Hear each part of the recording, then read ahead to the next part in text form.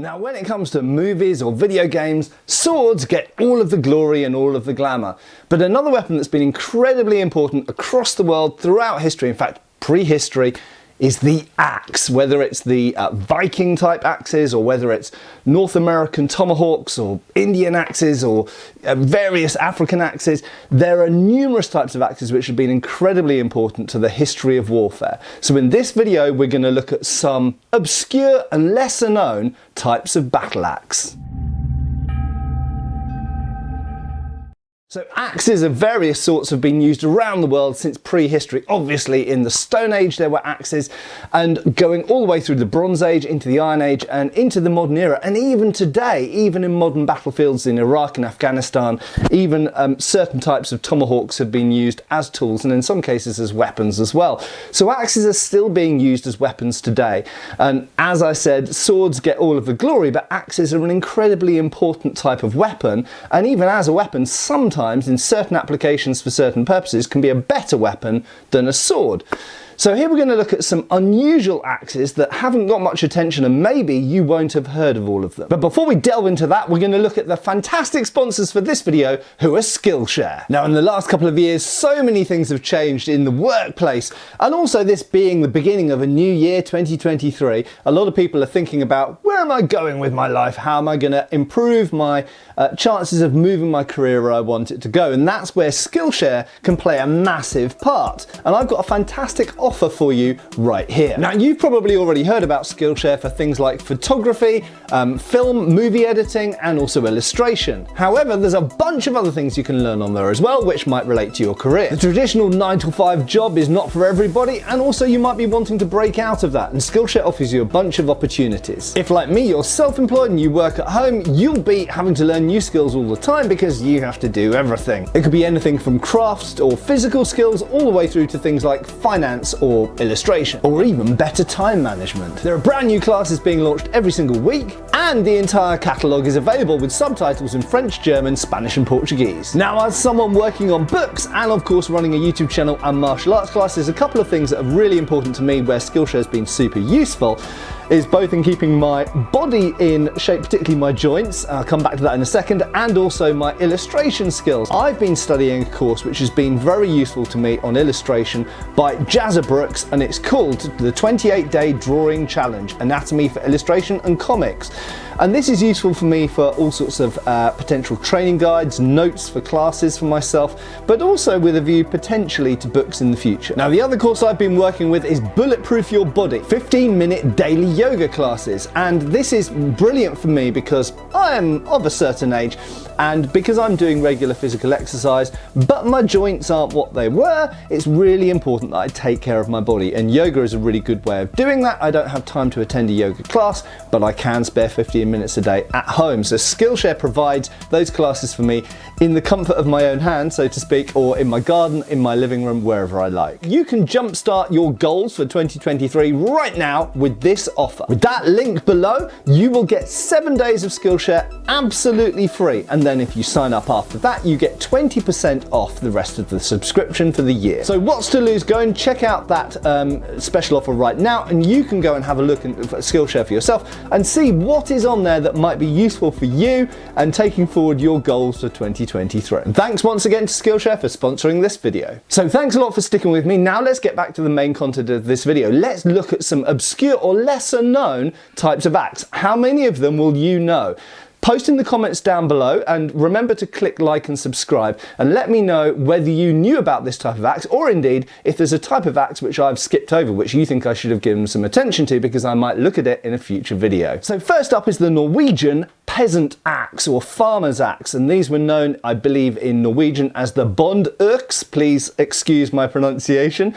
And now this was a type of weapon which seems to have come about in the 1500s, but specifically after 1600 these became mass-produced items and were used by the essentially peasant militias that were raised to provide a defensive force against possible invaders, primarily the Swedes. In fact, it was in 1604 that the combined Danish and Norwegian king, King Christian IV brought out an edict stating that people needed to arm themselves for defensive militias, and they had a choice of either buying a tessak, which is a type of hanger or short sabre, or a short sword essentially, for providing military service as a sidearm.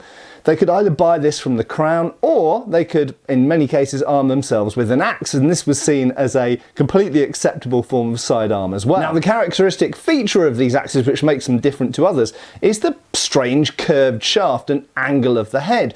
Now, there's many theories of why they're designed like this, and I don't think any of them are really conclusive, and maybe this is something that I'll look more deeply into in a future video.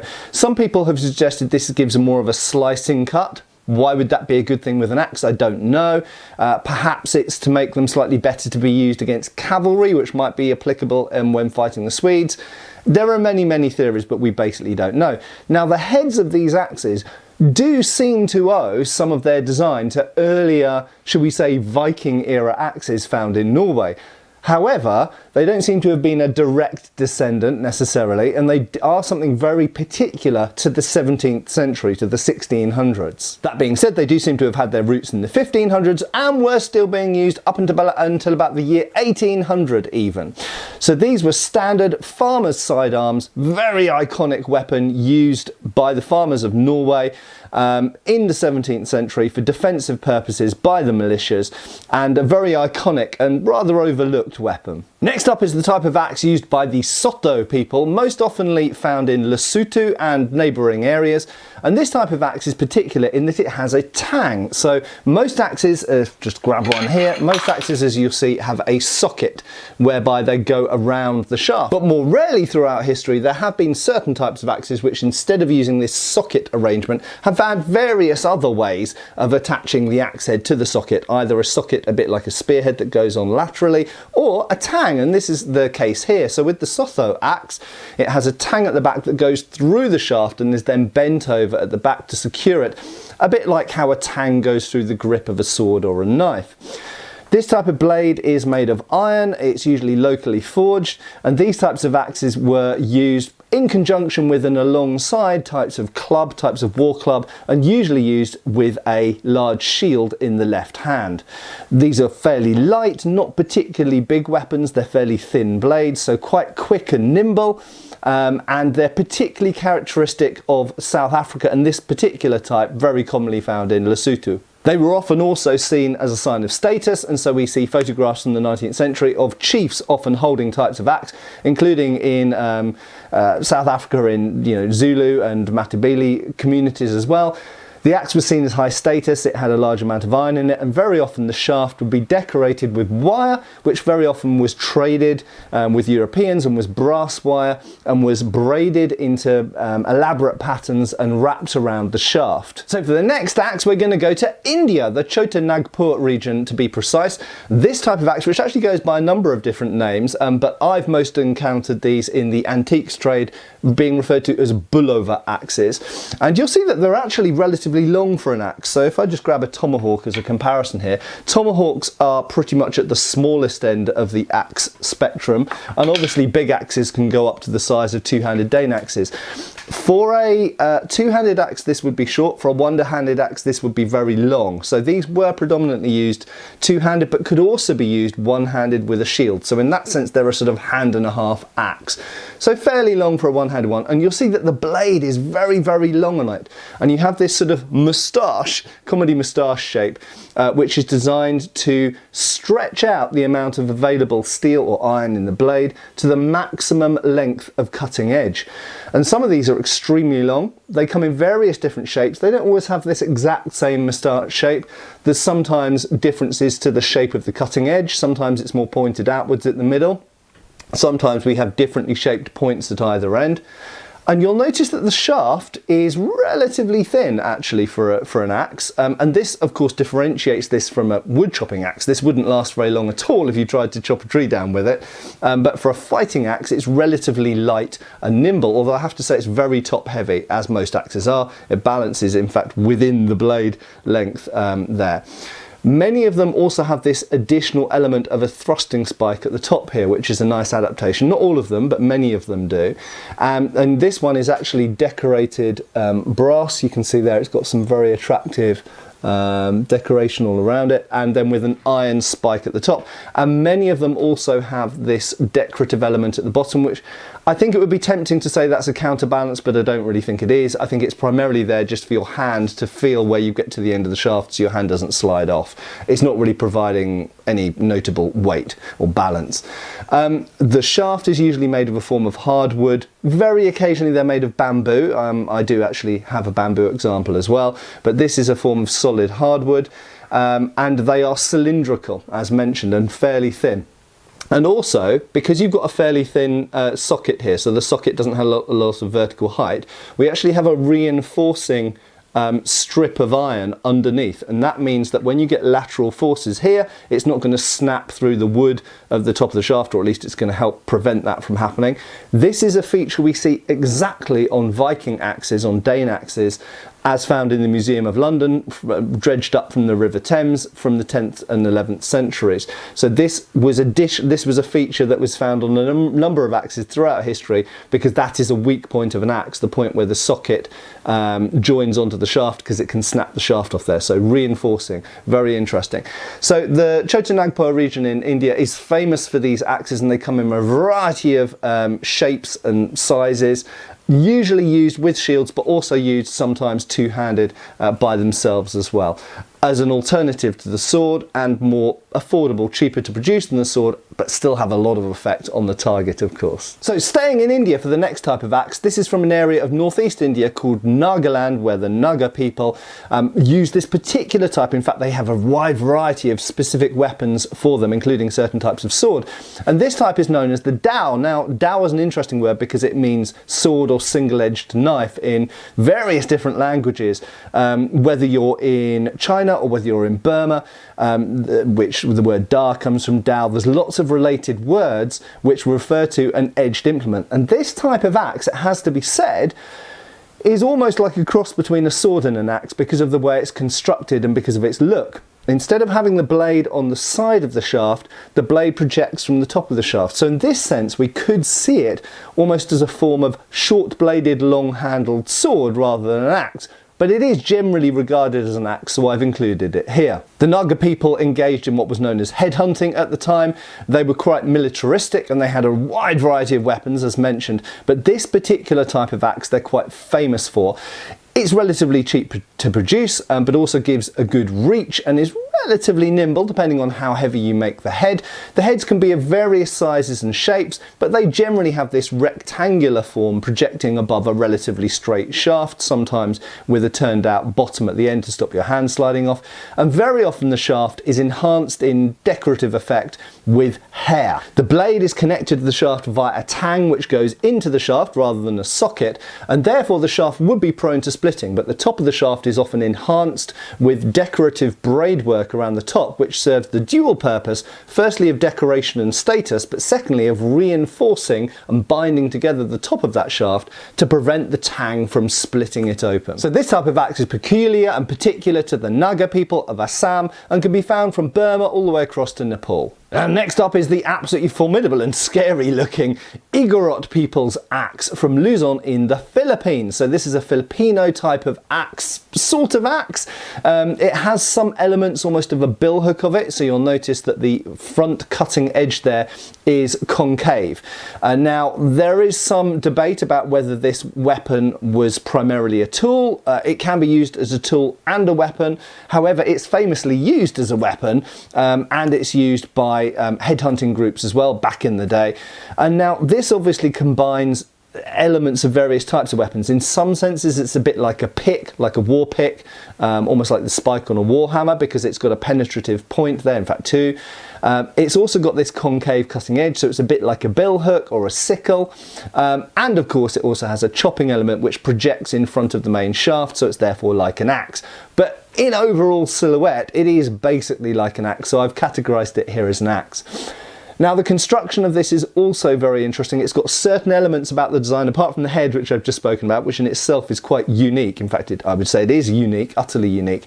The construction is pretty much if not unique, very specialized as well, in that it has a tang going down into the shaft. It's quite a thin shaft. Now, if you didn't have some form of reinforcement, that shaft would split under lateral stresses.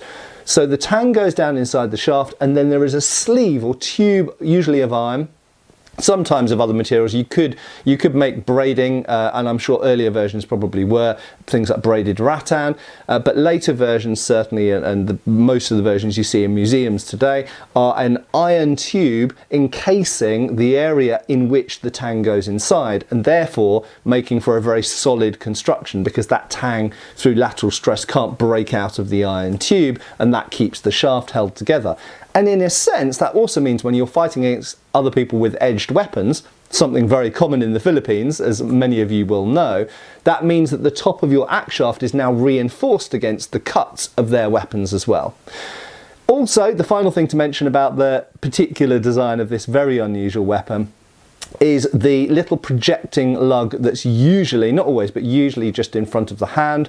This could be seen as a hand stop, or to a certain extent a hand guard, but I'll leave that for people more knowledgeable on these axes to debate over. So the Igorot people's axe from the Philippines, as far as I'm aware, a completely unique type of design and quite scary looking almost like it's come straight out of the pages of sci-fi or fantasy. And the final axe I'm going to feature here is not particularly unusual in design, but I think it's very important because it harks back to prehistory, and that's the Biliong axe, which is found in what's now Malaysia. Back in the day it would have been primarily Sarawak. It was used as a weapon, possibly used as a tool as well, and I think almost certainly owes its design to tools that went before it.